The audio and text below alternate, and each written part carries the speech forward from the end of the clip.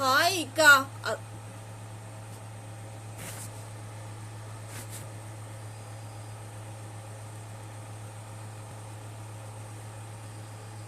Hi dears. Thalam novel തുടരുന്നു. Hi ഇക്ക. അസ്സലാമു അലൈക്കും. മറുതലക്കൽ മറിയ ഫോൺ എടുത്തുകൊണ്ട് സലാം പറഞ്ഞു. വാലൈക്കും സലാം. നിനക്കും കുട്ടികൾക്കും സുഖമാണോ? നിങ്ങൾ എന്താ ഇങ്ങോട്ടുള്ള വഴി മറന്നോ? കടയിൽ തിരിയാനും മറിയാനും നേരമില്ല. ഇപ്പോഴൊക്കെ പുതിയ സ്റ്റാഫുകളാണേ. അവരെ ട്രെയിൻ ചെയ്തെടുക്കണം. അതിനുള്ള പണി വല്ലാത്തത് തന്നെയാ. എന്നാലും ആഴ്ചയിൽ ഒരിക്കലെങ്കിലും വരാമായിരുന്നു. നാളെ വരാൻ പൊന്നോ. ഒരുങ്ങിയിരുന്നോ? സമയം പുലർച്ചെ 5 മണി.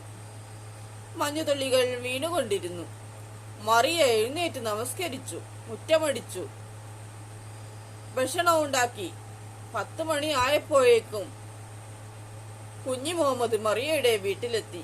മറിയ ഒരു പുഞ്ചിരിയോടെ അയാളെ സ്വീകരിച്ചു, ഭക്ഷണം വിളമ്പിക്കൊടുത്തു. പിന്നെ അയാളെ ബെഡ്റൂമിലേക്ക് ആനയിച്ചു. തുടരും.